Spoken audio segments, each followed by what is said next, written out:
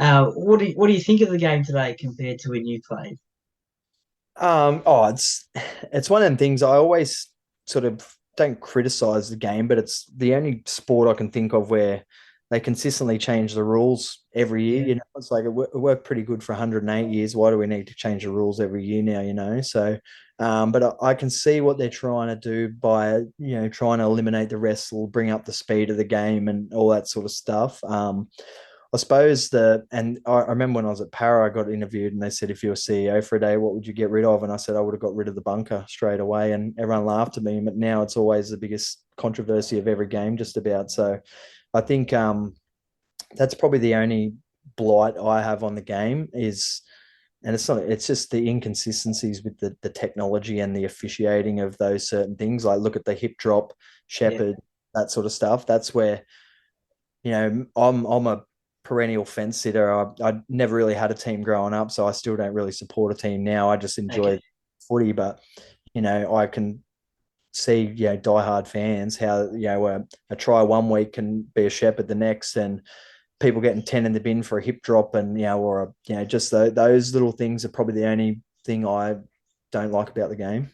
But in yeah, terms of like you look at the grand final the other night, it was fast, it was furious, it was amazing, spectacular, and what a cracking game, like yeah, definitely, 100%. Just with the hip drops, were they around in when you were playing? well, that's how I broke my ankle, but I got up and played them Okay, hobbled off. It's just like it happened like me trying to tackle Big Nelson, like mate, I'm going for his legs. Look at the size of him. It's just like no one goes out to try and hurt someone, and it's like the way they fall from behind, but it's like you can't disappear in a tackle. It's like yeah, yeah, that's yeah, obviously like they got rid of the cannonball because that was definitely a deliberate act of going low and try not necessarily trying to intentionally hurt people, but it caused a lot of damage. And the hip drop's gonna you're gonna get broken ankles and probably ACLs and knee issues and that sort of stuff. So obviously you want to eliminate it, but there's some where you just can't do a thing about it. And some of the ones I saw getting sin binned early, I was just like, what's going on? like, and as a fan, like I said, I'm a very neutral supporter, but I was watching it just going, how can that be 10 in the bin, Like, and the team who's playing, like, what are their fans thinking? So that's probably that, yeah, and I'm sure they'll figure it out.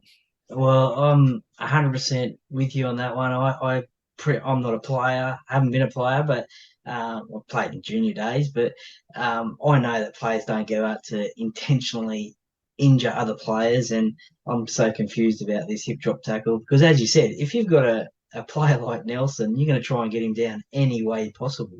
We can have I two, mean, if you let a try in for not tackling him because of fear of hip drop tackle or a sin bin, because you you're see going to the be the classic ones where they get penalized a lot is where they've made like good contact up top, and then the player's got great leg drive and they're sort of slipping off and then they sort of fall on him. It's like, well, you can't just like mid-air turn into Superman and roll out of the way. It's just like, it's yeah, yeah. it's definitely a confusing one, that's for sure.